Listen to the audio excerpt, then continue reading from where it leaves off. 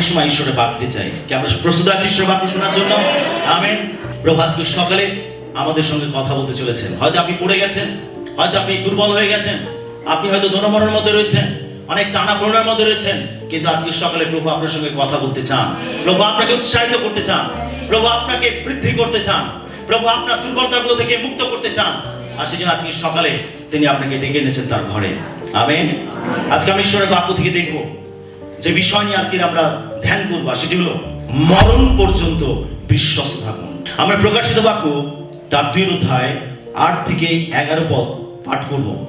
আর ঘূর্ণাস্ত মণ্ডলীর দূতকে লিখো, যিনি প্রথম ও শেষ, যিনি মরিয়াছিলেন আর জীবিত হইলেন, তিনি এই কথা কহেন, আমি জানি তোমার ক্লেশ ও দীনতা, তথাপি তুমি ধনবান, এবং আপনাদিগকে জিহুদি বলিলেও যাহারা জিহুদি নয়, কিন্তু শয়তানের সমাজ, তাহাদের ধর্ম নিন্দাও আমি জানি।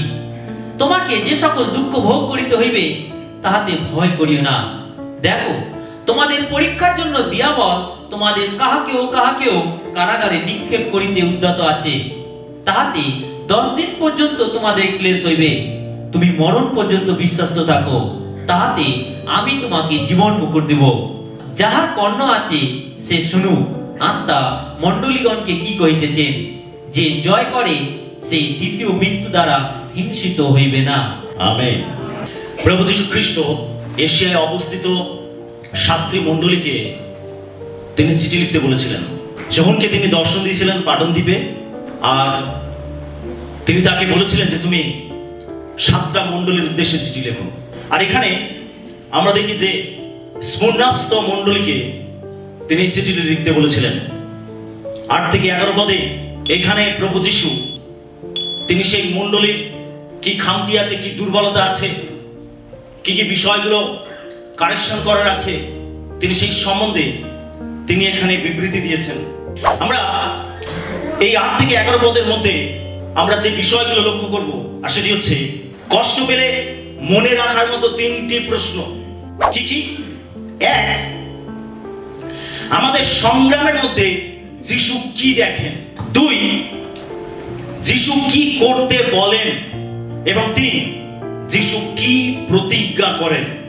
এই 8 থেকে 11 পদের মধ্যে এই 3টি গুরুত্বপূর্ণ 3টি প্রশ্ন আমাদের মনে রাখা উচিত। আসুন আমরা এই 3টি প্রশ্নকে নিয়ে এই সময় ধ্যান করি। আমরা দেখি যে এই প্রশ্নগুলোর মধ্যে থেকে প্রভু আমাদেরকে কি উত্তর দেন, তিনি আমাদেরকে কি শিক্ষা দেন, তিনি কিভাবে আমাদেরকে উৎসাহিত করেন। আমরা দেখব 1 নম্বর প্রশ্ন, আমাদের সংগ্রামের মধ্যে যিশু কি দেখেন। আমরা 2 অধ্যায় 9 পদের প্রথম অংশটা দেখি। আমি জানি তোমার ক্লেশ ও দীনতা, তথাপি তুমি ধনবান। আমরা প্রথম যে প্রশ্নটি এখানে দেখতে পাই, আমাদের সংগ্রামের মধ্যে যিশু কি দেখেন। যখন আপনি জীবনে সংগ্রাম করেন, সংগ্রাম বলতে বোঝায় আপনার জীবনে কষ্ট, আপনার জীবনের সমস্যা, আপনার জীবনে বিভিন্ন বাধা, বিভিন্ন চ্যালেঞ্জ, যখন আপনি সংগ্রাম করেন, এই সংগ্রামের মধ্যে যখন আমরা পড়ি, তখন প্রভু আমাদের মধ্যে কি দেখেন। প্রথম আমরা দেখি যে প্রথম প্রশ্ন, যে আমাদের সংগ্রামের মধ্যে যিশু কি দেখেন, আমাদের ক্লেশ দেখতে পান। যিশু কি দেখেন? সংগ্রামের মধ্যে আমাদের ক্লেশ। লেখা রয়েছে, আমি জানি তোমার ক্লেশ। যিশু কি বলছেন? তিনি বলছেন, আমি জানি তোমার ক্লেশ। আমি জানি। ক্লেশ মানে কি? আপনার কষ্ট। প্রভু যীশু বলছেন, আমি জানি তোমার কষ্ট। যখন আপনি সংগ্রামের মধ্যে পড়েন, যখন আপনি জীবনের মধ্যে পড়ে আপনি সংঘর্ষ করেন, প্রভু বলছেন যে তোমার ওই সংগ্রামের মধ্যে আমি জানি তোমার ক্লেশ। বিশ্বাসী, প্রভু আমাদের প্রত্যেকের কষ্ট খুব ভালো করে জানেন। কে বলছেন এই কথা? যিশু বলছেন। যিশু বলছেন, আমি জানি তোমার ক্লেশ। প্রভু যিশু তিনি স্মরণাস্ত মণ্ডলীর উদ্দেশ্যে বলেছিলেন। এখানে মণ্ডলী বলতে বোঝায় বর্তমান সময় সকল খ্রিস্ট বিশ্বাসীকে। আজকে আমি আপনি সকল খ্রিস্ট বিশ্বাসী আমরা যখন সংগ্রামের মধ্যে পড়ি, যখন আমরা সংগ্রাম করি জীবনের মধ্যে পড়ে, হতে পারে আপনার জীবনে বিভিন্ন সমস্যা, কষ্ট, ব্যথা, আপনার জীবনে চ্যালেঞ্জ, পরীক্ষা, যখন আপনি এগুলোর মধ্যে পড়ে আপনি সংগ্রাম করেন, বলছেন তোমার সংগ্রামের মধ্যে আমি জানি তোমার ক্লেশ, তোমার কষ্ট। আজকে প্রিয় বিশ্বাসী, আপনি যে কোনো কষ্টের মধ্যে থাকুন, যে কোনো কষ্ট, বলছেন আমি জানি তোমার কষ্ট। কে জানেন? প্রভু জানেন। প্রভু জানেন, যিশু জানেন আপনার কষ্ট। হয়তো আপনার কষ্ট অন্যেরা বুঝতে চায় না, আপনার কষ্ট অন্য লোকেরা জানতে চায় না, আপনার কষ্ট হয়তো আপনার আত্মীয়স্বজন, আপনার পরিজন তারা অনুভব করতে পারে না, কিন্তু আমরা এমন একজন ত্রাণকর্তাকে পেয়েছি, আমরা এমন একজন যিশুকে পেয়েছি যিনি বলেন যে আমি জানি তোমার ক্লেশ, তোমার কষ্ট। হালেলুয়া। আজকে আপনি কি কষ্টের মধ্যে আছেন আমি জানি না, হয়তো আপনার পাশে যিনি বসে রয়েছেন তিনি জানেন না, হয়তো আপনার পরিবারের লোকেরা হয়তো আপনাকে আপনার কষ্ট জানে না, কিন্তু বাইবেল বলছে, যিশু বলছেন যে আমি তোমার কষ্ট জানি। আমেন। আজকে আপনি যখন কষ্টের মধ্যে থাকেন, আপনি জেনে রাখুন প্রভু যিশু আপনার কষ্ট জানেন। তিনি আপনার কষ্ট দেখেছেন, তিনি আপনার কষ্ট বুঝেছেন, তিনি আপনার কষ্টকে অনুভব করেছেন। কেন বাইবেল বলে যে আমরা একজন এমন ত্রাণকর্তাকে পেয়েছি, আমরা এমন মহাযাজককে পাইয়াছি যিনি আমাদের দুঃখে দুঃখিত হইতে পারেন। আমেন। তিনি আমার আপনার মতো মানুষ হয়ে এই পৃথিবীতে এসেছিলেন, তিনি প্রত্যেকটা দুঃখ, কষ্ট, সমস্যার মধ্যে থেকে গেছেন এবং তিনি সবকিছুর উপরে বিজয় লাভ করেছেন। আর সেই জন্য বাইবেল বলছে যারা দুঃখ, কষ্ট, সমস্যার মধ্যে থেকে যায় তিনি তাদেরকে সাহায্য করতে পারেন। আমেন। যখন তিনি আপনার কষ্ট জানেন, তিনি আপনার ক্লেশ জানেন, আপনি জেনে রাখুন আপনার ক্লেশের মধ্যে তিনি আপনাকে সাহায্য করতে জানেন। আমেন। হালেলুয়া। আর কি তিনি বলছেন যে তিনি আমাদের দারিদ্রতা দেখেন। যখন আপনি সংগ্রামের মধ্যে পড়েন তখন প্রভু আপনার ক্লেশ তিনি দেখেন এবং তিনি আপনার দারিদ্রতা দেখেন। আমরা 2 অধ্যায় 9 পদের দ্বিতীয় অংশটা আমরা পড়ি। আমি জানি তোমার ক্লেশ ও দীনতা। আমেন। যিশু কি বলছেন? আমি জানি তোমার ক্লেশ এবং তোমার দীনতা। যিশু কি বলছেন? আমি জানি তোমার দীনতা, আমি জানি তোমার দারিদ্র। প্রভু যিশু তিনি আপনার দারিদ্র দেখেন, তিনি আপনার দীনতা দেখেন, তিনি আপনার অভাবকে দেখেন। আপনি যখন আপনি কষ্টের মধ্যে পড়েন, যখন আপনি সংঘর্ষ করেন, যখন আপনি সংগ্রাম করেন, যিশু বলছেন আমি তোমার দারিদ্রতা জানি। তিনি আমাদের দারিদ্রতা দেখেন। হালেলুয়া। হতে পারে আপনার জীবনে কোনো ঘাটতি আছে, আপনি হয়তো চিন্তায় পড়েছেন, আপনি হয়তো ভেঙে পড়েছেন। যিশু বলছেন আমি জানি তোমার দারিদ্র। তিনি আমাদের দারিদ্রতা জানেন, তিনি আমাদের দীনতা জানেন, তিনি আমাদের অভাবকে বোঝেন। তিনি জানেন যে আমরা যে সংঘর্ষের মধ্যে পড়ে আমরা যে দারিদ্রতার সঙ্গে সংঘর্ষ করি, যিশু বলছেন যে আমি জানি তোমার দারিদ্র। শুধু অর্থনৈতিক ভাবে নয়, তিনি আপনার আত্মিক জীবনের দারিদ্রতাকে তিনি বোঝেন এবং আপনার জীবনে কি কি ঘাটতি আছে, কি কি অভাব আছে, কি কি অকুলান আছে, প্রভু যিশু তিনি সেগুলোকেও ভালো করে দেখেন, তিনি ভালো করে সেগুলোকে বোঝেন এবং জানেন। আমেন। তিনি আমাদের দারিদ্রতা জানেন। হালেলুয়া। বাইবেল বলছে যে তিনি ধনবান হয়ে দরিদ্র হয়েছিলেন যেন তার দারিদ্রতার ফলে আমি আপনি ধনবান হতে পারি। আমেন। হালেলুয়া। তিনি ধনবান ছিলেন, তিনি সবকিছু সৃষ্টিকর্তা, তিনি পিতার সঙ্গে থেকে সবকিছুকে সৃষ্টি করেছেন, তিনি সবকিছুকে রচনা করেছেন, তিনি পিতার সঙ্গে থেকে সমস্ত কিছুকে তিনি সৃষ্টি করেছেন। সমস্ত ঐশ্বর্য, সমস্ত হিরে মাণিক, সমস্ত সোনা রূপা, সমস্ত মূল্যবান সম্পদকে তিনি বানিয়েছেন, তিনি রচনা করেছেন। তিনি ধনবান ছিলেন, কিন্তু বাইবেল বলছে তিনি ধনবান হয়ে দরিদ্র হলেন। তিনি কোথায় জন্মেছিলেন? তিনি বেথলেহেমের গোয়াল ঘরে জন্মেছিলেন। তিনি দারিদ্র হয়ে জন্মেছিলেন। তার জন্মস্থান হয়েছিল কোথায়? গোয়াল ঘর। তাকে কোথায় শুয়ে রাখা হয়েছিল? একটি চাপ পাত্রে, যেখানে পশুদের খাবার থাকে, ভুসি থাকে, সেটাই ছিল তার বিছানা। তিনি একটি দারিদ্র পরিবারে জন্মেছিলেন, তিনি দারিদ্রতার মধ্য থেকে বড় হয়েছেন। তিনি তিনি তিনি এমন একটা পরিবারকে বেঁচেছিলেন যে পরিবারে তিনি জন্মেছিলেন, যে পরিবারে একটা মেষ কিনে বলি দেওয়ার মতো সামর্থ্য ছিল না। একটা হয় কপত আর নয় ঘুঘু তারা বলি দিয়েছিল। তাদের এতটা দারিদ্রতার মধ্যে থেকে তাদেরকে যেতে হয়েছিল। প্রভু যিশু সেই রকম একটা পরিবারকে বেছে নিয়েছিলেন। তিনি কি পারতেন না ধনবানের বাড়িতে জন্ম নিতে? তিনি কি পারতেন না রাজ পরিবারে জন্ম নিতে? তিনি তা না করে তিনি একটি দরিদ্র পরিবারে জন্মগ্রহণ করেছিলেন। তিনি একটি ক্ষুদ্র নগরে জন্মেছিলেন। তিনি একটি আস্থা বলে তিনি জন্মগ্রহণ করেছিলেন। তিনি দরিদ্র হয়েছিলেন। আমরা দেখতে পাই যে তিনি দরিদ্রতার মধ্যে থেকে তিনি বড় হয়েছেন। তিনি জুতোর মিস্ত্রির কাজ করেছিলেন। আমরা দেখতে পাই যিশু তিনি প্রচারের সময় শিশুদেরকে শিক্ষা দিয়েছেন। তিনি বলেছেন আকাশের পাখিদের বাসা আছে, শিকারের গর্ত আছে, কিন্তু মনুষ্যপুত্রের মস্ত রাখিবার স্থান নাই। আমরা দেখতে পাই যে যিশু তিনি কিভাবে জীবনযাপন করেছিলেন, এবং তিনি যখন মারা যান আমরা দেখতে পাই যে তার দেহকে কবরস্থ করা ছিল একটি ধার করা কবরে। আরিমাথিয়া নামক যোসেফের একটি তৈরি করা কবরে যিশুর দেহকে কবরস্থ করা হয়েছিল। তিনি দিনহীন বেশে জন্মেছিলেন। তিনি দারিদ্র হয়েছিলেন যেন তার দারিদ্রতার ফলে আমি আপনি ধনবান হতে পারি। হালেলুয়া! এই ধনবান শুধু অর্থনৈতিক ভাবে নয়, এই ধনবান হলো আত্মাতে ধনবান করা। আমেন। প্রভু যিশু তিনি আমাদের দারিদ্রতা দেখেন। আজকে যদি আপনি আত্মিকভাবে দরিদ্র, আপনি অর্থনৈতিকভাবে দরিদ্র, আজ যদি আপনি কোনো ঘাটতির মধ্যে থেকে যাচ্ছেন, কোন অকুলানের মধ্যে থেকে যাচ্ছেন, আপনি জেনে রাখুন প্রভু আপনার দারিদ্রতা দিচ্ছেন। তিনি যখন দেখছেন তিনি আপনাকে টেনে তুলবেন। তিনি আপনার প্রত্যেকটা প্রয়োজন মেটাবেন। তিনি আপনার প্রত্যেকটা জিনিসের যোগান দেবেন। কেন তিনি তার বাক্যে লেখা রয়েছে, তাও বলেন সদা প্রভু আমার পালক, আমার অভাব হইবে না। হালেলুয়া! তিনি আপনার পালক, তিনি আপনার প্রত্যেকটা অভাবকে দূর করবেন। আমেন। বাইবেল বলে তার নাম হলো জিহোবা জিরি।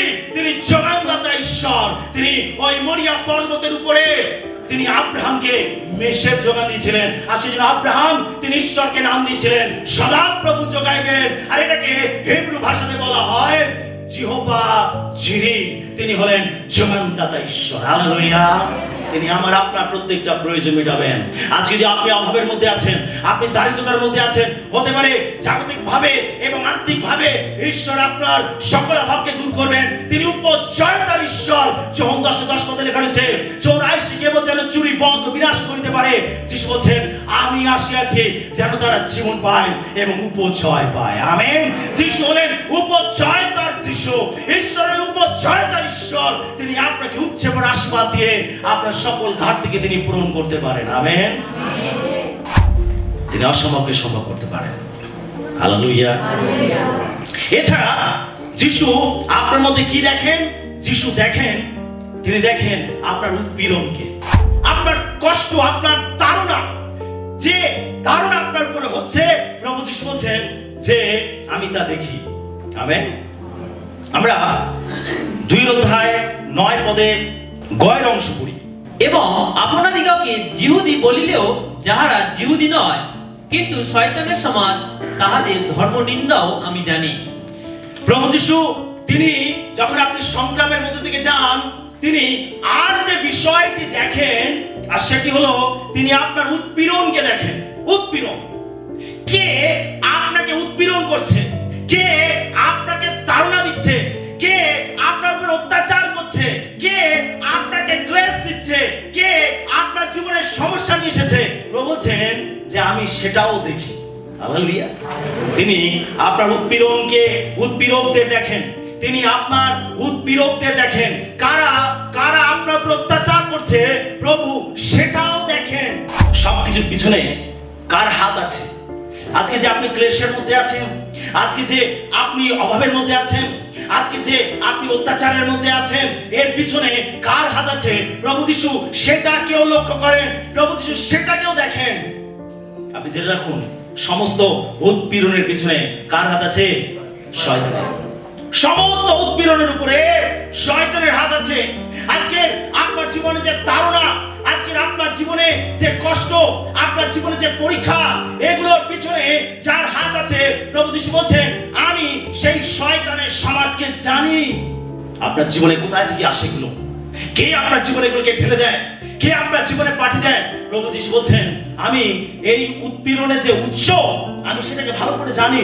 সেটা হচ্ছে শয়তান। তিনি বলছেন আমি শয়তানের সমাজকে জানি। প্রভু জানেন আপনার জীবনে যে উৎপীড়ন রয়েছে, তিনি তাদের যে উৎস তিনি সেটা ভালো করে জানেন।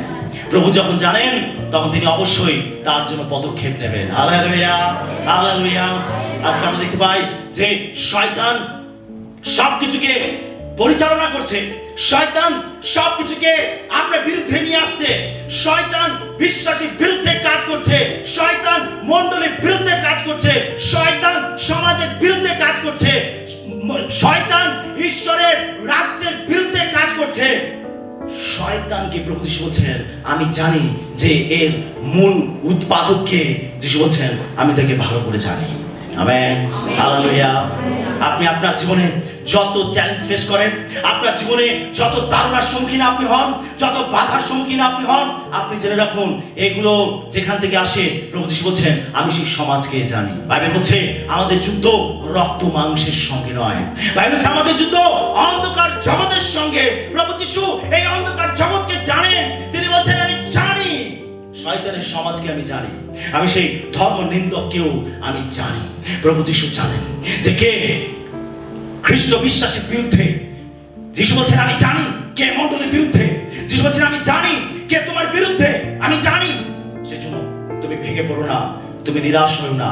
আমি যখন জানি অবশ্যই আমি চুপ করে থাকবো না, আমি অবশ্যই জন্য পদক্ষেপ নেব, আমি অবশ্যই ন্যায় বিচার করব, আমি অবশ্যই শয়তানকে শাস্তি দেব যে আমার সন্তানকে কষ্ট দিচ্ছে, যে আমার সন্তানের উপরে ক্লেশ নিয়ে এসেছে, যে আমার সন্তানের উপরে তাড়না করছে, আমি অবশ্যই তার বিরুদ্ধে আমি পদক্ষেপ নেব। Amen, hallelujah. তো যখন আমরা সংগ্রামের মধ্যে থেকে যাই তখন যিশু আমাদের সংগ্রামের মধ্যে কি দেখেন? তিনি দেখেন আমাদের ক্লেশ, আর কি দেখেন? আমাদের দারিদ্র, আর কি দেখেন? আমাদের উৎপীড়কদের তিনি দেখেন। আমেন। 2 নম্বর প্রশ্ন, যিশু কি করতে বলেন? ভয়কে তোমার গল্প লিখতে দিও না, ভয়কে তোমার গল্প লিখতে দিও না। আমরা 2 অধ্যায় 10 পদের প্রথম অংশটা পাঠ করব। তোমাকে যে সকল দুঃখ ভোগ করিতে হইবে তাহাতে ভয় করিও না। Amen, hallelujah. যখন আপনি ক্লেশের মধ্য থেকে যান, যখন আপনি অভাবের মধ্য থেকে যান, যখন আপনি তাড়নার মধ্য থেকে যান, প্রভু যিশু তিনি আমাদেরকে এই রকম পরিস্থিতির মধ্যে কি করতে বলেন? তিনি বলেন ভয় করো না। তিনি কি বলেন? ভয় করো না। তোমাকে যে সকল দুঃখ ভোগ করিতে হইবে তাহাতে ভয় করিও না। তোমাকে যে সকল দুঃখ ভোগ করিতে হইবে তাহাতে ভয় করিও না। আজ আমরা দেখতে পাই বর্তমান সময় মণ্ডলীর উপর, খ্রিস্ট বিশ্বাসীদের উপর যেভাবে দুঃখ নেমে এসেছে, যেভাবে তাড়না নেমে এসেছে, এবং আগামী দিনে হয়তো এটা আরো বৃদ্ধি পাবে। প্রভু যিশু তিনি প্রত্যেকটা খ্রিস্ট বিশ্বাসীকে বলছেন তুমি যখন দুঃখের মধ্যে পড়বে, যখন তুমি তাড়নার মধ্যে পড়বে, যিশু বলছেন তুমি ভয় করো না। আমেন। আজকে আমাকে আপনাকে ভয়কে জয় করতে হবে। আজকে আমাকে আপনাকে ভয়কে দূর করতে হবে আমাদের জীবন থেকে। আমাদের সাহসী হতে হবে। আমরা দেখতে পাই যখন আদি মণ্ডলী তারা সুসমাচার প্রচার করতে আরম্ভ করেছিল, যখন তারা যিশুর জন্য সাক্ষ্য বহন করতে আরম্ভ করেছিল, তখন জেরুজালেমে তাদের বারবার তাদেরকে প্রতিরোধ করা হয়েছিল, তাদের উপরে বিভিন্ন নির্যাতন করা হয়েছিল, তাদেরকে বন্দী করা হয়েছিল, এবং তাদেরকে শাসানো হয়েছিল, তাদেরকে ভয় দেখানো হয়েছিল, তাদেরকে বিচার করা হয়েছিল। কিন্তু বাইবেল বলছে যে তারা ভয় করেনি, তারা বরং একত্রিত হয়ে আরো বেশি প্রার্থনা করেছিল। আমেন। আমাকে আপনাকে যদি এরকম ভাবে ভয় দেখানো হয়, যদি ভয় আমাদেরকে স্তব্ধ করতে চায়, প্রভু যিশু তিনি বলছেন যে তুমি ভয় পেও না, তুমি ভয় করো না। এই কথা তিনি কাকে বলছেন? তিনি মণ্ডলীকে বলছেন। তিনি মণ্ডলীকে বলছেন। যখন মণ্ডলী চ্যালেঞ্জের মধ্যে পড়বে, যখন মণ্ডলী তাড়নার মধ্যে পড়বে, যখন মণ্ডলী নির্যাতনের মধ্যে পড়বে, তখন যিশু বলছেন তুমি ভয় করো না। আজকে প্রত্যেকটা খ্রিস্ট বিশ্বাসীকে যিশু যেটা করতে বলছেন আমাকে আপনাকে সেটা করতে হবে। আপনি ভয়কে জয় করুন, আপনি ভয়কে দূর করুন, আপনি সাহসী হন, আপনি উঠে দাঁড়ান, আপনি যিশুর জন্য আপনার সাক্ষ্যকে তুলে ধরুন। আপনি ভয়ে পিছিয়ে যাবেন না, ভয়ে সরে পড়বেন না, তার কারণ ঈশ্বরের রাজ্যে ভয়ের কোনো জায়গা নেই। আমেন। ঈশ্বর ভীরুদেরকে পছন্দ করেন না, ঈশ্বর চান সাহসী লোকেদেরকে, সাহসী লোকেদেরকে। সেজন্য আমাদের দরকার, যদি আমাদের জীবনে ভয় কাজ করছে, আমাদের জীবনে দরকার পবিত্রতার অভিষেক। যদি ভয় আমাদেরকে ইতস্তত করছে, তাহলে আমাদের জীবনে দরকার পবিত্রতার শক্তিকে।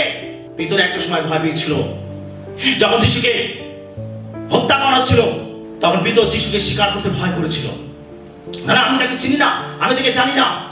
কিন্তু আমরা সেই পিতরকে দেখতে পাই, একটা সময় এসেছিল যখন পিতর পবিত্রতায় ভরে গেছিল, পঞ্চশতমিতে পবিত্রতায় পূর্ণ হয়ে গেছিল। তখন এখন পিতর আর পিছনে নেই, পিতর এখন লুকিয়ে নেই, পিতর এখন সবার সামনে চলে এসেছে। সবার সামনে এসে এখন সে যিশুকে সে প্রচার করছে, এখন যিশুর জন্য সে সাক্ষ্য বহন করছে। আমেন। এই পরিবর্তন কিভাবে হয়েছিল? এই শক্তি কোথা থেকে এসেছিল? পবিত্র আত্মার শক্তিতে তার জীবন বদলে গেছিল।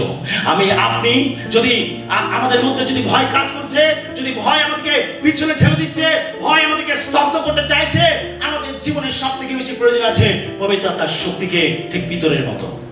তবে আমি আপনি প্রত্যেকে এই ভয়কে জয় করতে পারবো। আমেন। যিশু বলেন যে তুমি ভয়কে তোমার গল্প লিখতে দিও না। যিশু আর কি করতে বলেন? তিনি বলেন যা কিছু ঘটুক না কেন বিশ্বস্ত থাকো। আমরা 2 অধ্যায় 10 পদের দ্বিতীয় অংশ পাঠ করব। দেখো, তোমাদের পরীক্ষার জন্য দিয়াবল তোমাদের কাহাকেও কারাগারে নিক্ষেপ করিতে উদ্যত আছে, তাহাতে 10 দিন পর্যন্ত তোমাদের ক্লেশ হইবে। তুমি মরণ পর্যন্ত বিশ্বস্ত থাকো, তাহাতে আমি তোমাকে জীবন মুকুট দিব। বাইবেল কি বলছে? যে দেখো, তোমাদের পরীক্ষার জন্য দিয়াবল তোমাদের কাহাকেও কারাগারে নিক্ষেপ করিতে উদ্যত আছে। তার মানে শয়তান, আমাদের উৎপীড়ককে শয়তান, দিয়াবল, সে হচ্ছে আমাদের বিরুদ্ধে, সে আমাদের বিপক্ষ, সে আমাদের শত্রু। সে বিভিন্ন ভাবে আমাকে আপনাকে স্তব্ধ করতে চায়, আমাকে আপনাকে থামাতে চায়, সে মণ্ডলীর কাজকে বিঘ্নিত করতে চায়, সে বিশ্বাসীকে স্তব্ধ করতে চায়। এখানে বাইবেল বলছে যে তোমাদের পরীক্ষার জন্য দিয়াবল তোমাদের কাহাকেও কারাগারে নিক্ষেপ করিতে উদ্যত আছে। তার একটা যাতনা দেবার, তার একটা তাড়না করার, তার কষ্ট দেবার একটা নির্দিষ্ট সময় আছে। এখানে বলা হচ্ছে তাহাতে 10 দিন পর্যন্ত তোমাদের ক্লেশ হইবে। তার মানে তার একটা নির্যাতনের সময়কাল আছে, তার একটা তাড়নার সময়কাল আছে, তার একটা লিমিটেশন আছে। যেটা রাখুন, প্রভু যিশু আমাদের সঙ্গে আছেন। আমেন। হালেলুয়া। প্রভু যিশু আমাদের সঙ্গে আছেন, তিনি সবকিছুর উপরে বিজয়ী হয়েছেন। তাই যারা তাকে বিশ্বাস করবে তিনি তাদেরকে বিজয় দেবেন। শয়তানের একটা লিমিটেশন আছে, কিন্তু ঈশ্বরের কোনো লিমিটেশন নেই। আমেন। ঈশ্বর কোনো সময় দ্বারা সীমাবদ্ধ নয়। সে কিছুটা সময় পর্যন্ত আমাদের জীবনে ক্লেশ নিয়ে আসতে পারে, কিছুটা সময় পর্যন্ত আমাদের জীবনে তাড়না নিয়ে আসতে পারে। এখানে বলছে 10 দিন পর্যন্ত সে তোমাদের ক্লেশ দেবে। 10 দিন পর্যন্ত। এখানে একটা সময়কে মেনশন করা হয়েছে। তার মানে কিছুটা সময় আমাদের কষ্টের মধ্যে থেকে, নির্যাতনের মধ্যে থেকে, ক্লেশের মধ্যে থেকে যেতে হতে পারে, তাড়নার মধ্যে থেকে যেতে হতে পারে। যখন এই সময়টার মধ্যে মণ্ডলী পড়বে, এই সময়টার মধ্যে যখন বিশ্বাসী পড়বে, তখন সেই সময়টাতে প্রভু যিশু তিনি বলছেন বিশ্বস্ত থাকুন। হালেলুয়া। আপনি কেবল বিশ্বস্ত থাকুন, তাড়নার মধ্যে পড়ে বিশ্বস্ত থাকুন, ক্লেশের মধ্যে পড়ে বিশ্বস্ত থাকুন, পরীক্ষার মধ্যে পড়ে বিশ্বস্ত থাকুন, সংগ্রামের মধ্যে পড়ে বিশ্বস্ত থাকুন। প্রভু বলছেন তুমি যখন তোমার উপরে কষ্ট আসবে, তাড়না আসবে, তোমার উপরে ক্লেশ আসবে, তখন তুমি বিশ্বস্ত থাকো। প্রভু বলছেন তুমি বিশ্বস্ত থাকো, যাই ঘটুক না কেন। প্রভু বলছেন তুমি বিশ্বস্ত থাকো। আপনার জীবনে যাই ঘটুক, আপনি সর্বদা বিশ্বস্ত থাকবেন, প্রভুতে বিশ্বস্ত থাকবেন, প্রভুতে বিশ্বস্ত থাকবেন।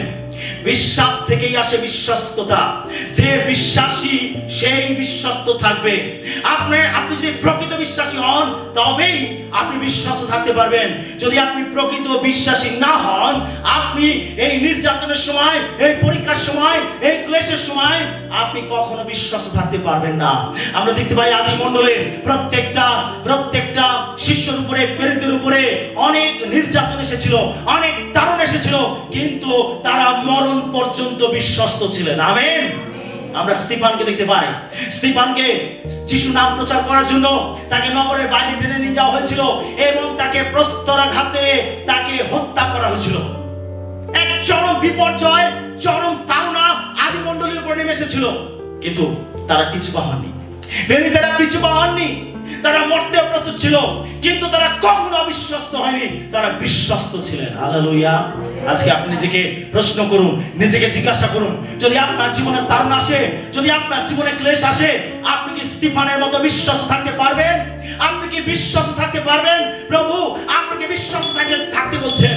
যখন আপনার জীবনে ক্লেশ, সংকট, তাড়না, সমস্যা আসবে, আপনাকে বিশ্বস্ত থাকতে হবে। আমেন। কি আপনি প্রস্তুত আছেন বিশ্বস্ত থাকার জন্য? আপনি কি বিশ্বস্ত? পরীক্ষা আপনাকে খাঁটি করবে, তাড়না আপনাকে খাঁটি করবে। জেনে রাখুন, আগামী দিন মণ্ডলী আরো খাঁটি হবে, আরো পরিপক্ক হবে। আমেন। মণ্ডলী আরো খাঁটি হবে, আরো পরিপক্ক হবে আগামী দিন। যত সোনাকে আগুনের মধ্যে নিয়ে আসা হয়, সোনা তত খাঁটি হয়। মণ্ডলীকে যত তাড়নার মধ্যে থেকে যেতে হবে, মণ্ডলী তত খাঁটি হবে, তত পরিপক্ক হবে। পরীক্ষা, তাড়না, কষ্ট মণ্ডলীকে খাঁটি করবে, আর সেই জন্য ঈশ্বর বিপক্ষকে তোলেন। আমেন। সেই জন্য ঈশ্বর বিপক্ষকে তোলেন। প্রভু দেখতে চান কে কে তার, প্রভু এটা দেখতে চান। যারা তারা তার জন্য বিশ্বস্ত ভাবে জীবনযাপন করবে। আমেন। হালেলুয়া। কি আপনি প্রভুর? আপনি কি প্রভু? আপনি কি প্রভু? মণ্ডলী আপনি কি প্রভু? যাই ঘটুক আপনার জীবনে, প্রভু যেন বিশ্বস্ত থাকুন। যাই ঘটুক আপনার জীবনে, বলুন আমার জীবনে যাই ঘটুক, আমি মরণ পর্যন্ত বিশ্বস্ত থাকবো। আমার জীবনে যাই ঘটুক, ক্লেশ, তাড়না, অভাব, সংকট, যাই ঘটুক, আমি মরণ পর্যন্ত বিশ্বস্ত থাকবো। Hallelujah, hallelujah. এটা শুধু মুখে আওড়ানো কিছু বলি নয়, এটা হলো আপনার জীবনের প্রতিজ্ঞা, এটা হলো আপনার জীবনের দৃঢ়তা, এটা হলো আপনার জীবনের প্রতিশ্রুতি।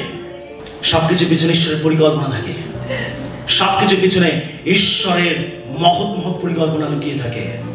ঈশ্বর জানেন কেন তিনি শয়তানকে কাজ করার জন্য ছেড়ে দেন। ঈশ্বর জানেন ইয়োবকে শয়তানকে অনুমতি দিয়েছিলেন ইয়োবের জীবনে পরীক্ষা নিয়ে আসার জন্য।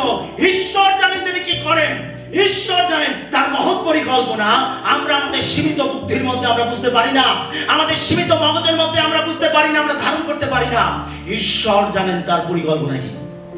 ঈশ্বর যা পরিকল্পনা করেন আর সেটাই স্থির থাকে, সেই জন্য তিনি অনেক সময় বিপক্ষকে তোলেন, অনেক সময় ঈশ্বর তাড়নাকারীকে তোলেন, অনেক সময় ঈশ্বর শয়তানকে অনুমতি দিয়ে থাকেন, যেন আমি আপনি তার মধ্যে থেকে খাঁটি হতে পারি, আমি আপনি তার মধ্যে থেকে পরিপক্ক হতে পারি, মণ্ডলী যেন আরো দৃঢ় হতে পারে। আর সেই জন্য প্রভু প্রস্তুতি নিচ্ছেন, প্রস্তুত করছেন। যিশু আসবেন, বর আসবেন, আর বর আসবার আগে যেন তার ভাগচারু মণ্ডলী যেন নিজেকে প্রস্তুত করতে পারে, আর সেই জন্য প্রভু প্রস্তুতি নিচ্ছেন। আমেন। আপনি জেনে রাখবেন, যেখানে যত বেশি তাড়না সেখানে তত বেশি প্রভুর মহিমা। যেখানে ঈশ্বরের সন্তানের এক ফোঁটা রক্ত পড়বে, সেখানে ঈশ্বরের রাজ্যের বিস্ফোরণ ঘটবে। হালেলুয়া। জেনে রাখুন, আপনার রক্ত, আপনার ঘাম, আপনার ক্লেশ, আপনার তাড়না ঈশ্বর বৃথা যেতে দেবে না। কেন প্রভু বলছেন, আমি দেখেছি তোমার ক্লেশ। যখন আপনি তাড়নার মধ্যে দিকে যান, যখন আপনি অভাবের মধ্যে দিকে যান, যখন আপনি কষ্টের মধ্যে দিকে যান, প্রভু আপনাকে দেখেন, তিনি আপনাকে দেখছেন যে আপনি কি করবেন, আপনার চিন্তা ভাবনা কি, আপনার পরিকল্পনা কি। প্রভু বলছেন, আমি তা দেখি। সেজন্য আপনি যখন তাড়নার মধ্যে পড়বেন, আপনার জীবনে যাই ঘটুক না কেন, প্রভু তিনি বলেন যে তুমি বিশ্বস্ত থাকো। হালেলুয়া। হেরোদ যাকবকে বন্দী করেছে, পিতরকে বন্দী করেছে। হেরোদ জিহুদীদেরকে খুশি করতে চায়, যেন তার রাজ্য স্থির থাকে, সেজন্য জিহুদীদেরকে খুশি করতে চায়। আর কি করেছে, যাকবকে কি করেছে, শিরচ্ছেদ করে দিয়েছে। তার পরিকল্পনা রয়েছে এবার পিতরকে শিরচ্ছেদ করবে, প্ল্যানিং চলছে। যাকবকে শিরচ্ছেদ করেছে, আর তাতে জিহুদীরা খুব খুশি হয়েছে। হ্যাঁ হ্যাঁ, এরাই তো যিশুর কথা বলছিল, আরে এরা তো যিশু নাম প্রচার করছিল, আরে এদেরকে হত্যা করে দাও। যখন যাকবকে বধ করা হলো তখন জিহুদীরা খুব খুশি হয়েছে। এখন হেরোদ আরো ছক কষছে যে এবার পিতরকে আমি একইভাবে হত্যা করব। কিন্তু মণ্ডলী কি করেছিল? বাইবেল বলছে মণ্ডলী কি করেছিল? 12 অধ্যায়ে আমরা দেখতে পাই ঘটনা। মণ্ডলী কি করেছিল? তারা একাগ্রভাবে প্রার্থনা করেছিল। আমেন। তারা কি করেছিল? একাগ্রভাবে প্রার্থনা করেছিল। মণ্ডলীর উপরে যখন নির্যাতন আসবে, মণ্ডলীর উপরে যখন তাড়না আসবে, তখন মণ্ডলীর কাজ হচ্ছে, বিশ্বাসীদের কাজ হচ্ছে তারা যেন একাগ্রভাবে প্রার্থনা করে। মণ্ডলীকে জেগে উঠতে হবে, বিশ্বাসীকে জেগে উঠতে হবে, সকল খ্রিস্ট বিশ্বাসীকে জেগে উঠতে হবে। তাদের প্রার্থনায় একাগ্র হতে হবে, তাদের প্রার্থনায় মল্লযুদ্ধ করতে হবে, তাদের প্রার্থনায় নিজেকে ঢেলে দিতে হবে। আমরা দেখতে পাই যে যত তাড়না এসেছিল আদি মণ্ডলী তত বৃদ্ধি পেয়েছিল। যত তাড়না এসেছিল, আগামী দিনে যত তাড়না আসবে আমাদের রাজ্যে, আমাদের দেশে, তত মণ্ডলী বৃদ্ধি পাবে। হালেলুয়া। তাড়নার মধ্যে থেকেই রাজ্য বৃদ্ধি পাবে। আমি দেখছিলাম একটি নিউজ, আপনারাও দেখবেন, বর্তমানে চীন দেশে মণ্ডলী দ্রুত গতিতে বৃদ্ধি পাচ্ছে। চীন দেশে যিশুর নাম প্রচার করা নিষিদ্ধ ছিল। বিশ্বাসীরা জঙ্গলের মধ্যে গিয়ে মিলিত হয়ে প্রার্থনা করত, রাতে বেলা মিলিত হয়ে প্রার্থনা করত, তারা গোপনে তারা প্রার্থনা করত, তারা ঈশ্বরের বাক্য পাঠ করত, ধ্যান করত। এই তাড়নার মধ্যে থেকে চীন দেশকে যেতে হয়েছে। কিন্তু এই বর্তমান সময় আমরা দেখতে পাচ্ছি যে চীনের লোকেরা যেন একটা হিরিক পড়ে গেছে কনভার্ট হওয়ার জন্য। আমেন। এবং মণ্ডলী দ্রুত গতিতে বৃদ্ধি পাচ্ছে। কিন্তু একটা সময় তাদেরকে ফেস করতে হয়েছিল। রাশিয়া একটা সময় এরকম বিরোধী ছিল। রাশিয়ায় যিশু নাম প্রচার করা যেত না। কিন্তু আমরা দেখতে পাই যে একটা সময় পরে সেই রাশিয়া প্রভু যিশুকে গ্রহণ করেছে এবং এবং বহু মানুষ তারা প্রভু যিশুকে তাদের জীবনে ত্রাণকর্তা বলে স্বীকার করেছে। আমেন। আজকে জেনে রাখুন, এই ফেসের মধ্যে আমাদের ভারতবর্ষ এখন পড়েছে, আমাদের ওয়েস্ট বেঙ্গল এখন পড়েছে। সেজন্য এই সময় আমাকে আপনাকে প্রার্থনা করতে হবে। এই সময় পিছিয়ে গেলে হবে না, এই সময় ভয় পেলে হবে না, এই সময় স্বীকার করতে হবে, এই সময় এগিয়ে আসতে হবে, এই সময় আমাদের প্রত্যেকে বুদ্ধি সহকারে কাজ করতে হবে, আমাদের প্রত্যেক ঈশ্বরের উপরে নির্ভর করতে হবে। কেননা এই সময়টা হচ্ছে টিকে থাকার সময়, এই সময়টা হচ্ছে বিশ্বস্ত থাকার সময়। সেই জন্য প্রভু বলছেন তোমার জীবনে যাই ঘটুক তুমি বিশ্বস্ত থাকো। আমাকে আপনাকে বিশ্বস্ত থাকতে হবে। যদি আমরা বিশ্বস্ত থাকি আমরা এর ফল দেখতে পাবো। আমেন। Hallelujah, hallelujah. 3 নম্বর প্রশ্ন আমরা দেখব, যিশু কি প্রতিজ্ঞা করেন? তিনি আমাদের কাছে নিজের পরিচয় স্মরণ করিয়ে দেন। যিশু আমাদের কাছে নিজের পরিচয় স্মরণ করিয়ে দেন। আমরা 2 অধ্যায় 8 পদ দেখি। আর মনস্ত মণ্ডলী দূতকে লিখো, যিনি প্রথম ও শেষ, যিনি মরিয়া ছিলেন আর জীবিত হইলেন, তিনি এই কথা কহেন। যিশু আমাদেরকে স্মরণ করিয়ে দেন তার নিজের সম্বন্ধে। তিনি আমাদেরকে স্মরণ করে দিচ্ছেন। কি স্মরণ করে দিচ্ছেন? বাইবেল বলছে যে যিনি প্রথম ও শেষ, যিনি মরিয়া ছিলেন আর জীবিত হইলেন, তিনি এই কথা কহেন। কে? তিনি হলেন প্রভু যীশু খ্রিস্ট। তিনি আমাদেরকে স্মরণ করে দিচ্ছে যে তোমরা আমাকে দেখো। যিশু বলছেন আমাকে দেখো, আমি কে? যিশু বলছেন আমি প্রথম, আমি শেষ, আমি মরেছিলাম, আমি জীবিত হয়েছে।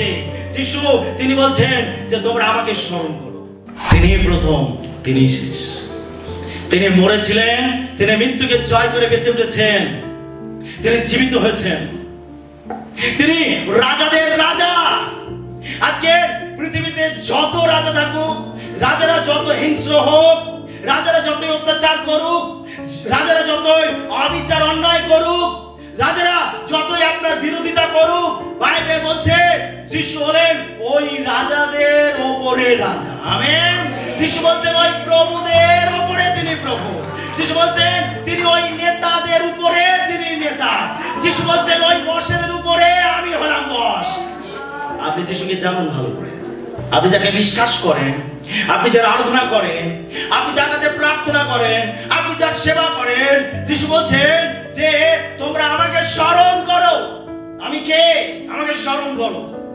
আপনার প্রত্যেকটা পরীক্ষা, আপনার প্রত্যেকটা চ্যালেঞ্জে, আপনার প্রত্যেকটা দুরবস্থায় যিশু বলছেন আমাকে স্মরণ করো। যদি আপনার প্রত্যেকটা ক্লেশে, প্রত্যেকটা তাড়নায় আপনি যিশুকে স্মরণ করেন, আপনি নতুন উদ্যম খুঁজে পাবেন, আপনি নতুন শক্তি লাভ করবেন, আপনি নতুন উৎসতে ভরে যাবেন। হালেলুয়া। এই যিশু তিনি বলছেন যে আমার পরিচয় তোমরা স্মরণ করো। যিশু বলছেন আমি প্রথম ও শেষ, আমি মরেছিলাম আর আমি জীবিত হয়েছি। Hallelujah, hallelujah, hallelujah, hallelujah. আপনি যখন কষ্টের মধ্যে পড়বেন, তাড়নার মধ্যে পড়বেন, সমস্যার মধ্যে পড়বেন, আপনি এই যিশুকে স্মরণ করবেন। তিনি তাদেরকে স্মরণ করিয়ে দেন তোমার প্রকৃত সম্পদ কি। যিশু আমাদেরকে স্মরণ করিয়ে দেন আমাদের প্রকৃত সম্পদ কি। আমরা 2 অধ্যায় 9 পত্রী পড়ি। আমি জানি তোমার ক্লেশ ও দীনতা, তথাপি তুমি ধনবান। আমেন। তিনি আমাদেরকে স্মরণ করিয়ে দিচ্ছেন যে আমাদের প্রকৃত সম্পদ কি। দেখুন, যিশু বলছেন আমি জানি তোমার ক্লেশ, তোমার দীনতা, তথাপি তুমি ধনবান। হালেলুয়া। যিশু বলছেন আমি জানি তোমার ক্লেশ, তোমার দীনতা, তথাপি তুমি ধনবান। প্রভু যিশু স্মরণ করে দিচ্ছেন নিজেকে, এবং প্রভু যিশু তিনি আমাদেরকে স্মরণ করে দিচ্ছেন আমাদের প্রকৃত সম্পদ কি। তিনি কি দেখাচ্ছেন আমাদেরকে? তিনি দেখাচ্ছেন যে তুমি হলে ধনবান। তুমি ধনবান। বলুন আমি ধনবান, আমি ধনবান, আমি যিশুতে ধনবান, আমি ঐশ্বরিক সম্পদে ধনবান, আমি যিশুকে গ্রহণ করার জন্য ধনবান। Hallelujah, hallelujah. আপনার ঘোষণা আপনার জীবনে নতুন শক্তি নিয়ে আসতে পারে। আপনার ঘোষণা আপনাকে আশীর্বাদ যুক্ত করতে পারে। আপনার ঘোষণা আপনার বিশ্বাসকে বৃদ্ধি করতে পারে। যিশু আমাদেরকে বলছেন যে তুমি দেখো তোমার প্রকৃত সম্পদ কি। আরে তোমার মধ্যে এক অলৌকিক আশ্চর্য সম্পদ রয়েছে। তুমি বলছো তুমি দরিদ্র, আরে না, আসলে তুমি ধনবান। যেখানে আমি আছি সেখানেই ধন আছে। যিশু হলেন ধনবান, তিনি ধনবান। যিশু যার জীবনে আছে সে ধনবান। Hallelujah, hallelujah. যিশু বলছে তুমি বলছো তুমি ধন সম্পদ সঞ্চয় করেছো। তিনি জগতের যারা ধনবান, জগতের টাকা পয়সা ধন সম্পদের উপরে যারা নির্ভর করে, যিশু তাদের উদ্দেশ্যে বলছেন তুমি বলছো যে আমি ধনবান, আমার অনেক সম্পদ রয়েছে, আরে আমার কোনো কিছু অভাব নেই। যিশু বলছেন তুমি উলঙ্গ, তুমি কৃপার পাত্র, তোমার কিছুই নাই। যিশু বলছে তুমি দরিদ্র। হালেলুয়া। যে জগতের টাকা পয়সা ধন সম্পদের উপরে নির্ভর করে, যে সেটাকেই আশ্রয় করে, সে যে সেটাকেই তার ঈশ্বর মনে করে, যিশু বলছেন আসলে তুমি দরিদ্র, তুমি উলঙ্গ, তুমি কৃপার পাত্র, তোমার কিছুই নাই। আমেন। আমরা ধনবান এবং লাজারের ঘটনায় দেখেছি যে সেখানে ওই ধনবানের অনেক ধন সম্পদ ছিল, তার কোনো কিছুর অভাব ছিল না। প্রত্যেকদিন সে জাঁক জমকের সঙ্গে দিন অতিবাহিত করত। প্রত্যেকদিন তার রাজকীয় খাবার দাবার সে খেত, সে বেগুনে বস্ত্র পরত, এবং তার বাড়িতে অনেক ধনবান লোকেদের আনাগোনা ছিল। কিন্তু সে যখন মারা গেল তখন সে নিজেকে কোথায় খুঁজে পেল? সে নিজেকে নরকের মধ্যে খুঁজে পেল। কিন্তু তার অট্টালিকার বাইরে ওই কাঙাল লাজার, যার কিছু ছিল না, যে খেতে পর্যন্ত পারত না, যার গায়ে তো ভালো পোশাক ছিল না, তার গায়ে ঘায়ে ভরা ছিল, কুকুরেরা তার ঘা চেটে খেত, তার কিচ্ছু ছিল না। ওই ধনবান লোকের বাড়ি থেকে একটু যে গুঁড়ো গানা নষ্ট হয় সেটাই খাবার জন্য সে অপেক্ষায় থাকতো, সেটুকু তার জুটতো না। কিন্তু যখন সেই কাঙাল লাজার মারা গেল তখন বাইবেল বলছে যে দূতেরা তাকে তুলে নিয়ে গেল এবং আব্রাহামের কোলে নিয়ে গিয়ে বসালো। হালেলুয়া। জগতের অবস্থান আর স্বর্গের অবস্থান পুরো বিপরীত। তারা যখন জগতে ছিল তখন একজন ছিল অট্টালিকার মধ্যে আর একজন ছিল অট্টালিকার বাইরে। কিন্তু আমরা স্বর্গেতে যখন দেখি তখন আমরা দেখতে পাই যে অট্টালিকার ভেতরে ছিল তার স্থান হলো নরকের মধ্যে, আর যে অট্টালিকার বাইরে স্থান ছিল এই জগতে, স্বর্গেতে, তার স্থান হলো আব্রাহামের কোলে স্বর্গ রাজ্যে, অনন্তকালীন বিশ্রামে। হালেলুয়া। এই উপমার মধ্যে থেকে প্রভু যিশু আমাদেরকে কি শিক্ষা দেন? প্রভু যিশু শিক্ষা দেন, যার জীবনে যিশু আছে, যদি তার জাগতিক কিছু নাও থাকে, সে হলো আত্মাতে ধনবান। হালেলুয়া। আপনি ধনবান, আপনার জীবনে স্বর্গে ধন আছে, আপনার জীবনে ঐশ্বর্য রয়েছে। যিশু যার জীবনে আছে, তিনি হলেন ঐশ্বর্যশালী, ধনবান। হালেলুয়া। সেজন্য আপনি জগতে ধন সম্পদের উপরে নির্ভর করবেন না, আপনি জগতে ধন সম্পদকে নিয়ে গর্ব করবেন না, আপনি জগতে ধন সম্পদের উপরে আপনি আস্থা বিশ্বাস রাখবেন না। আপনি বিশ্বাস করুন ঈশ্বরকে, আপনি নির্ভর করুন ঈশ্বরকে, আপনি তাকে প্রাধান্য দিন, আপনি তাকে প্রায়োরিটি দিন। কেন? যিশু হলেন, তিনি হলেন আমাদের জীবনের ধন, তিনি হলেন আমাদের জীবনের ঐশ্বর্য। হালেলুয়া। আজকে কি আপনার জীবনে যিশু আছে? যদি আপনার জীবনে যিশু থাকে, আপনি ধনবান। জগতের টাকা পয়সা ধন সম্পদের পিছনে দৌড়াবেন না। যিশু আমাদেরকে দেখাচ্ছেন যে দেখো তোমার কি আছে। আরে আপনি একটু চোখ খুলে দেখুন, আপনি অন্তর্দৃষ্টি মেলে দেখুন আপনার জীবনে কি আছে। আপনি আপনার অন্তর্দৃষ্টি খুলে তা ঝেঁকে দেখুন। আসলে আপনি নিজেকে মনে করছেন আপনি দরিদ্র, আপনি কাঙাল। আসলে প্রভু যিশু আপনাকে দেখাতে চাইছেন, আরে না না, তুমি যেটা দেখছো ওটা তুমি ভুল দেখছো, আসলে তুমি হলে ধনবান। আপনার জীবনে প্রভু আছেন। Hallelujah, hallelujah. আপনি ভয় পাবেন না, ভয় পাবেন না, আপনি ভয় পাবেন না। তিনি আমাদের স্মরণ করে দেন যে এর শেষ পরিণতি কি হবে। আমরা 2 অধ্যায় 11 পদটি পাঠ করি। যাহার কর্ণ আছে সে শুনুক, আত্মা মণ্ডলীগণকে কি কহিতেছেন, যে জয় করে সে দ্বিতীয় মৃত্যু দ্বারা হিংসিত হইবে না। যিশু আমাদেরকে স্মরণ করে দিচ্ছেন, তিনি আমাদেরকে স্মরণ করে দেন যে আমাদের শেষ পরিণতি কি হবে। তিনি আমাদেরকে স্মরণ করে দিচ্ছেন আমাদের শেষ পরিণতি কি হবে।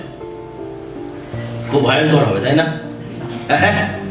খুব ভয়ঙ্কর হবে, শেষ পরিণতি খুব ভয়ঙ্কর হবে।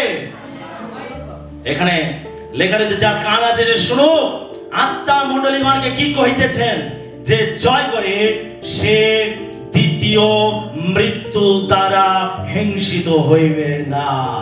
তার মানে যারা যিশুকে বিশ্বাস করবে, যারা বিশ্বস্ত থাকবে, প্রভু বলছেন যে তাদের উপরে দ্বিতীয় মৃত্যুর কোনো কর্তৃত্ব থাকবে না। তার মানে বাইবেল দুটো মৃত্যুর কথা বলে, দুটো মৃত্যুর কথা বলে। প্রথম মৃত্যু এই জাগতিক মৃত্যু, দেহ থেকে আত্মা বিচ্ছিন্ন যখন হয়ে যায়, এটা হলো জাগতিক মৃত্যু। এইটা হচ্ছে প্রথম মৃত্যু। এই মৃত্যুর কথা বাইবেল বলে, যেটা আমরা এই জগতের নিয়ম দেখতে পাই যে মানুষ মরণশীল, মানুষ একদিন মারা যায়। তার যাই থাকুক না কেন, যতই টাকা পয়সা ধন সম্পদ থাকুক না কেন, তার যতই পরিচিতি থাকুক না কেন, একদিন সবকিছু ছেড়ে তাকে এই জগৎ থেকে বিদায় নিতে হয়। এটাই হচ্ছে জগতের নিয়ম। আর এই মৃত্যুর মধ্য থেকে সবাইকে যেতে হবে। কেউ বলতে পারবে না যে আমার এত পরিচিতি রয়েছে, আমার এত নাম যশ খ্যাতি আছে, আমার এত ধন সম্পদ আছে, সেজন্য মৃত্যু আমার জীবনে আসবে না। না, ধনী ব্যক্তিও মরবে আর দরিদ্র ব্যক্তিও মারা যাবে। তার মানে মৃত্যু প্রত্যেকের জীবনেই বাস্তব। আমরা ওই কানা লাশার উপমায় দেখেছি যে ওই ধনবান ব্যক্তিও মরেছিল অট্টালিকার ভেতরে, এবং অট্টালিকার বাইরে ওই কানা লাশারও মরেছিল। তার মানে মৃত্যু প্রত্যেকের জীবনে বাস্তব। কিন্তু যারা প্রভু যিশুকে বিশ্বাস করবে, তাদের উপরে দ্বিতীয় মৃত্যুর কর্তৃত্ব থাকবে না। আমেন। এই প্রথম মৃত্যু তো প্রত্যেকের জীবনে আসবে, কিন্তু তৃতীয় মৃত্যু হচ্ছে ভয়ঙ্কর। দ্বিতীয় মৃত্যু হচ্ছে ভয়ঙ্কর। দ্বিতীয় মৃত্যু হচ্ছে অনন্ত নরক যাতনা। দ্বিতীয় মৃত্যু হচ্ছে ওই অগ্নিকুণ্ডের মধ্যে পড়ে অনন্তকাল ধরে জ্বলন লাভ করা। এটা হচ্ছে দ্বিতীয় মৃত্যু। আর যারা প্রভু যিশুকে বিশ্বাস করবে, যারা তাকে গ্রহণ করবে, যারা তার জন্য জীবন যাপন করবে, যারা তাতে বিশ্বাস থাকবে, এই দ্বিতীয় মৃত্যু তাদের জীবনে আসবে না। তারা এই জগৎ ছেড়ে তো চলে যাবে, কিন্তু তারা কোথায় যাবে? আব্রাহামের কোলে। তারা যাবে অনন্তকালীন রাজ্যে। তারা যাবে ঐশ্বরিক জীবনে, যে রাজ্যকে ঈশ্বর প্রস্তুত করেছেন, সেই রাজ্যের বাসিন্দা তারা হবে। সেখানে আর কোনো মৃত্যু নেই, সেখানে আর কোনো শোক নেই, সেখানে আর কোনো খিদে নেই, তৃষ্ণা নেই, কোনো রোগ নেই, কোনো জ্বালা যন্ত্রণা নেই, কোনো শীত, কোনো উত্তাপ নেই। সেখানে এই ইলেকট্রিসিটিরও প্রয়োজন হবে না, সেখানে সূর্যেরও প্রয়োজন হবে না। এমন একটি রাজ্য ঈশ্বর তার সন্তানদের জন্য প্রস্তুত করেছেন, যেখানে তার সন্তানরা অনন্তকালীন ধরে এক অলৌকিক শান্তির জীবন তারা লাভ করবে। আমেন। এই জগতে যা কিছু হবে, যা কিছু ঘটবে, আমাদের দাঁতে দাঁত চেপে তা সহ্য করতে হবে। আমেন। হালেলুয়া। ওই অনন্তকালীন সুখ ভোগের জন্য যেন এই ক্ষণিকের দুঃখ ভোগকে আমরা স্বীকার করতে প্রস্তুত থাকি। এই জগতে যা কিছু ঘটবে ক্ষণিকের জন্য, এই জগতে যা কিছু ক্লেশ দুঃখ কষ্ট আসবে ক্ষণিকের জন্য, এই জগতে যা কিছু আসবে সব কিছু ক্ষণিকের জন্য। কারণ এই জগৎ চিরকালের জন্য নয়, এই জগৎ একদিন বিলীন হবে, এই জগৎ একদিন শেষ হবে। প্রকাশিত বাক্য আমাদেরকে বলে যে এক নতুন আকাশ, এক নতুন পৃথিবী ঈশ্বর আমার আপনার জন্য প্রস্তুত করবেন। আমেন। এক নতুন আকাশ, এক নতুন পৃথিবী ঈশ্বর তার সন্তানদের জন্য প্রস্তুত করেছেন। ঈশ্বর চান যেন সেই নতুন আকাশ এবং নতুন পৃথিবী আমরা দেখতে পাই। আমেন। যাদের উপরে দ্বিতীয় মৃত্যু থাকবে না, তারাই এই নতুন আকাশ এবং নতুন পৃথিবী দেখতে পাবে। প্রভু তিনি প্রতিজ্ঞা করেছেন, তিনি আমাদেরকে স্মরণ করে দিচ্ছেন যে তুমি এটা ভালো করে শুনে রাখো, যে জয় করে সে দ্বিতীয় মৃত্যু দ্বারা হিংসিত হবে না। আমেন। তার মানে যারা যিশুকে বিশ্বাস করবে না, যারা যিশুকে গ্রহণ করবে না, তাদের উপরে দ্বিতীয় মৃত্যুর কর্তৃত্ব থাকবে। যারা যিশুকে বিশ্বাস করবে, যারা যিশুর জন্য বাঁচবে, যারা যিশুর জন্য শহীদ হবে, যারা যিশুকে তাদের জীবনে স্বীকার করবে, প্রভু যিশু বলছেন যে তাদের উপরে দ্বিতীয় মৃত্যুর কোনো শক্তি থাকবে না। আমেন। আজকে আপনি প্রভু থেকে সরে যান, প্রভু থেকে হারিয়ে যান, প্রভুকে অস্বীকার করেন, তাড়নার মধ্যে পড়ে, দুঃখের মধ্যে পড়ে, কষ্টের মধ্যে পড়ে, আপনি জেনে রাখুন আপনি দ্বিতীয় মৃত্যু দ্বারা হিংসিত হবেন। হিংসিত মানে আপনার উপরে পাশবিক অত্যাচার, আপনি যাতনার মধ্যে যাবেন, আপনি নরকের মধ্যে যাবেন, আপনি কষ্টের মধ্যে যাবেন, আর এটা অনন্তকাল ধরে চলতে থাকবে। হালেলুয়া। আর কি যিশু আমাদেরকে আর কি প্রতিজ্ঞা করেছেন? তিনি, আমরা 2 অধ্যায় 10 শেষের অংশ পড়ি, গয়ের অংশ। তুমি মরণ পর্যন্ত বিশ্বস্ত থাকো, তাহাতে আমি তোমাকে জীবন মুকুট দিব। হালেলুয়া। যিশু প্রতিজ্ঞা করেছেন, তিনি কি প্রতিজ্ঞা করেছেন? তুমি মরণ পর্যন্ত বিশ্বস্ত থাকো, তাতে আমি তোমাকে জীবন মুকুট দেব। কি মুকুট দেবে? জীবন মুকুট। আপনি যদি মরণ পর্যন্ত বিশ্বস্ত থাকেন, প্রভু বলছেন আমি তোমাকে জীবন মুকুট দেব। জীবন মুকুট এটা একটা পুরস্কার। পরিত্রাণ প্রভু আমাদেরকে দিয়েছেন বিনামূল্যে। এফেসীয় 2:8 লেখা রয়েছে যে অনুগ্রহে বিশ্বাস দ্বারাই আমরা পরিত্রাণ পেয়েছি। পরিত্রাণ পাওয়ার জন্য আমাদেরকে কিছু করতে হয়নি, পরিত্রাণ পেয়েছি আমরা বিনামূল্যে। কি পরিত্রাণ পাওয়ার জন্য আপনি কোনো কাজ করেছেন নাকি?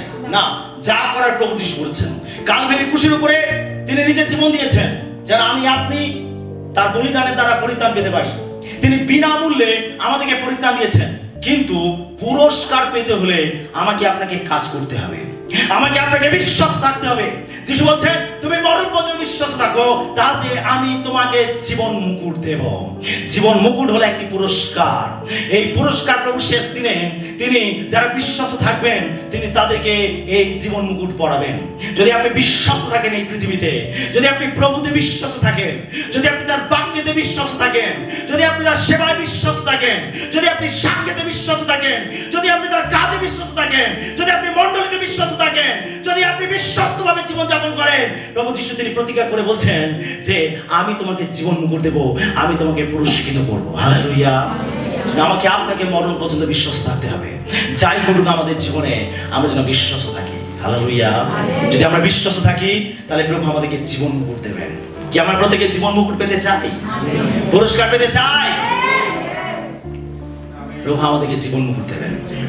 যখন আপনি স্বর্গে যাবেন, প্রভু আপনাকে সবার সামনে ডাকবেন এবং আপনার মাথায় এই জীবন মুকুট পরিয়ে দেবেন। আমেন। কি মহিমার দিন হবে আপনার, কি গৌরবের দিন হবে আপনার, কি প্রশংসার দিন হবে আপনার। আপনি পৃথিবীতে দুঃখ কষ্ট যাতনা সব কিছু সহ্য করেছেন, আপনি পৃথিবীতে তার জন্য অনেক অত্যাচার সহ্য করেছেন, আপনি পৃথিবীতে তার জন্য অনেক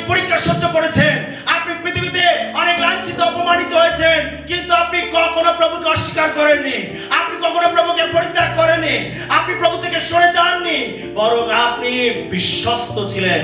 আর যখন প্রভু স্বর্গেতে এই মুকুট পরাবেন, তখন সেটাই প্রমাণিত হবে, সেটাই প্রভু সবার সামনে ঘোষণা করবে, দেখো আমার এই কন্যাকে, দেখো আমার এই সন্তানকে, সে পৃথিবীতে অনেক পরীক্ষার মধ্যে পড়েও, অনেক যাতনার মধ্যে পড়েও সে আমাকে অস্বীকার করেনি, সে আমাকে ছেড়ে দেয়নি, সে আমার থেকে সরে যায়নি, কিন্তু সে মরণ পর্যন্ত বিশ্বস্ত ছিল। আর সেই জন্য আজকে আমি তাকে সকলের সামনে জীবন মুকুট পরাচ্ছি। কে পড়াবেন? যিশু। কে পড়াবেন? যিশু। হালেলুয়া। যিশু পড়াবেন। তিনি সবার সামনে আপনাকে ডাকবেন আর আপনার মাথায় ওই মুকুট পরিয়ে দেবেন। এটা অনন্তকাল ধরে চলতে থাকবে। স্বর্গে তো দিন রাতের কোনো ব্যাপার নেই, স্বর্গে দিন রাতের কোনো ব্যাপার নেই। তো একদিনেই কি করে কাজ শেষ হবে? আরে একদিনে কি করে পুরস্কার বিতরণ হবে? এত লোকের, এত মানুষের, যারা জগৎ থেকে এসেছে, বিভিন্ন ভাষা থেকে, বিভিন্ন জাতি থেকে, বিভিন্ন প্রান্ত থেকে, স্বর্গরাজ্যে অনন্তকাল ধরে এই জাঁকজমকের অনুষ্ঠান চলতে থাকবে। হালেলুয়া। প্রভু আমাদের প্রতিজ্ঞা করছেন, তিনি প্রতিজ্ঞা করছেন যে তুমি ধনবান। তিনি প্রতিজ্ঞা করছেন, তিনি বলছেন যে দ্বিতীয় মৃত্যু দ্বারা তুমি হিংসিত হবে না। যিশু প্রতিজ্ঞা করছেন যে আমি তোমাকে জীবন মুকুট পরাবো। আমেন। সেটা আমাদের মরণ পর্যন্ত বিশ্বাস থাকতে হবে। যাই ঘটুক আমাদের জীবনে, যাই ঘটুক, আমরা যেন মরণ পর্যন্ত বিশ্বাস। গীতসংহিতা 46 2 লেখা আছে, দেখুন লেখা রয়েছে, অতএব আমরা ভয় করিব না, যদ্যপি পৃথিবী পরিবর্তিত হয়, যদ্যপি পর্বতগণ টলিয়া সমুদ্রের গর্ভে পড়ে, আমরা ভয় করব না। এখানে বলছে যে আমরা ভয় করিব না, যদ্যপি পৃথিবী পরিবর্তিত হয়, যদ্যপি পর্বতগণ টলিয়া সমুদ্রের গর্ভে পড়ে, আমরা ভয় করব না। বিশ্বাসী, যদিও পৃথিবী পরিবর্তিত হয়, যদিও মানুষ পরিবর্তিত হয়, যদিও সমাজ পরিবর্তিত হয়, যদিও শক্তির নেতৃত্ব পরিবর্তিত হয়, আমরা ভয় করব না।